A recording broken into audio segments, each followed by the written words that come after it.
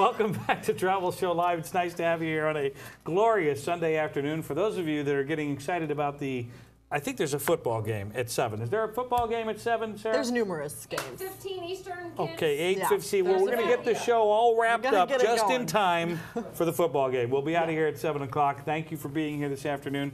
We're going to have well, there's something very exciting that happened up north that I don't think you know about, but we're going to get to it in just a second. Before the end of the program today, however, we're going to teach you how to make the best crab cakes you've ever had, ever.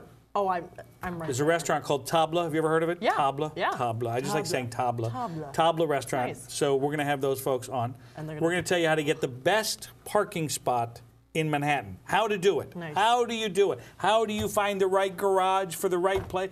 The garages are very expensive here. Anyway, we're going to get to that. There's a lot of them. There's a lot going on. We're going to meet a woman who's been to every single one of them. Kid you not. And she's here. And she's here. She's in the studio. This is How many are there? How many are there? 1,100. That's in Manhattan? That's it? Oh my gosh. That's it. That's this only is an 11-mile island. 1,100. All right, so we're going to get to that. That's so we're going to do that. And then we're going to take you to a place down in New Jersey that's going to make you just go, oh my gosh, I can't believe this place. This is amazing. I love it.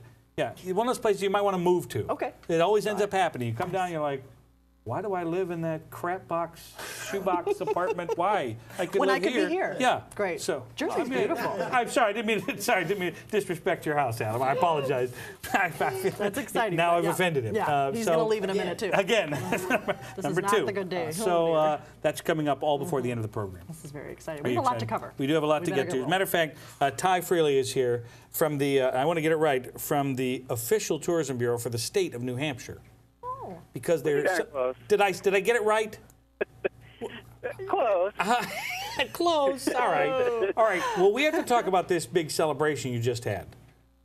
Indeed. Yeah. Let's start there. We're 50 years old. This legendary stretch of roadway. Now we need to start with the what's the name of it, because I know I'm going to mess it up.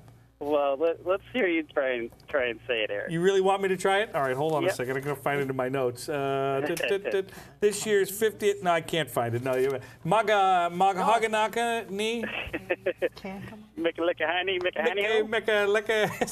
Not even close. Not even close. No, sorry. What is it?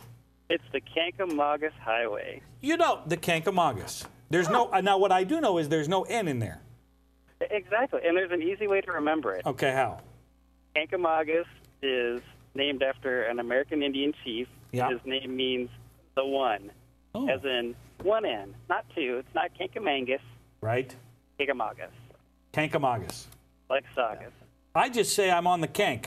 And then you're cool. Well. You sound like a local. That's what they say. Right. That's what the locals say. Oh, so you fit right in. The whole crew's laughing at me, but that's what you say, right? Over the weekend, you say, oh, I was on the Kank this weekend. Perfect. Well, exactly, because who wants to say, yeah, I was on the Kancamagus Highway. Nobody wants to say that. Please. It's the Kank. Yeah, it's the Kank. That is so 1985. I mean, really. Oh, all right, so 50 years because people drive up there to see the foliage, and it's unbelievable, correct?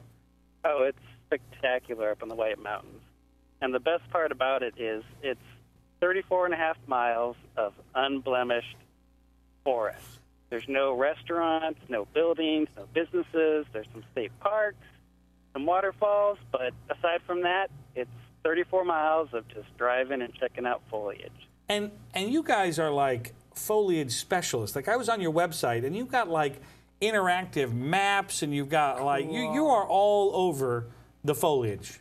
Oh yeah, We're the leaf paparazzi. We're like we're the leaf paparazzi. That's off. That's totally awesome. Did you make that up? Because I like it. Clever.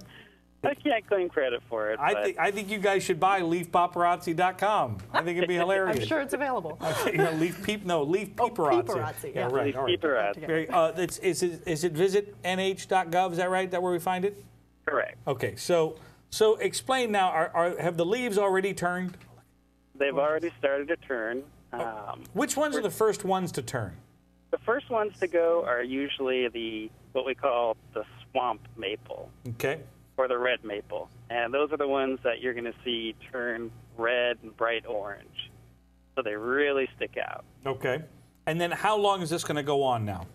This goes, peak time is usually around mid-October. Peak leaf peeping time? Exactly. When you got Say that a few the times. reds and oranges and yellows, and it's just an explosion of colors. All right, now for people in New York City, how far of a drive is this?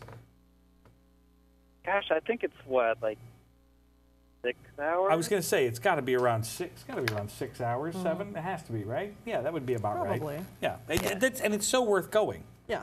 Yeah. How should we do like an extended weekend? I think an extended weekend or like a bed and breakfast would be a perfect weekend, wouldn't you say? Oh yeah, and we've got color already all over the place. So depending on what you're into, if you like mountains and hiking, you stay in the White Mountains. If you like huge lakes and resort towns, you stay in the Lakes region, or maybe you go down to our seacoast, 18 miles of seacoast. So you got a weekend. Yeah, you got plenty to do. Any suggestions in terms of destinations we need to hit? Little towns that you like? Oh boy. Well, I'd say anywhere in the White Mountains area. Yeah. You know, Meredith in the Lakes region, Portsmouth and the seacoast. You know, those are all going to be great places to hit up where there's plenty to do. All right. Well, I like this idea. I like Sounds doing. wonderful. I think an extended weekend is the way to go. In a bed and breakfast. Yeah, in a bed. Now you could stay in a hotel. There's lots of great hotels and hotels that you may not have heard of because they're local hotels. That's good too. But I would do bed and breakfast. That's the way I would do it. A little more charming. Ty, thank you for being here. I really appreciate this. Will you come back again and give us an update? I will. All right. I like it. They're not kidding about the leaf peeping. No, it doesn't They're seem experts like over there. they really All are. right, Exactly. they are. We will continue here on Travel Show Live. All you have to do is just stay right there. We'll be back.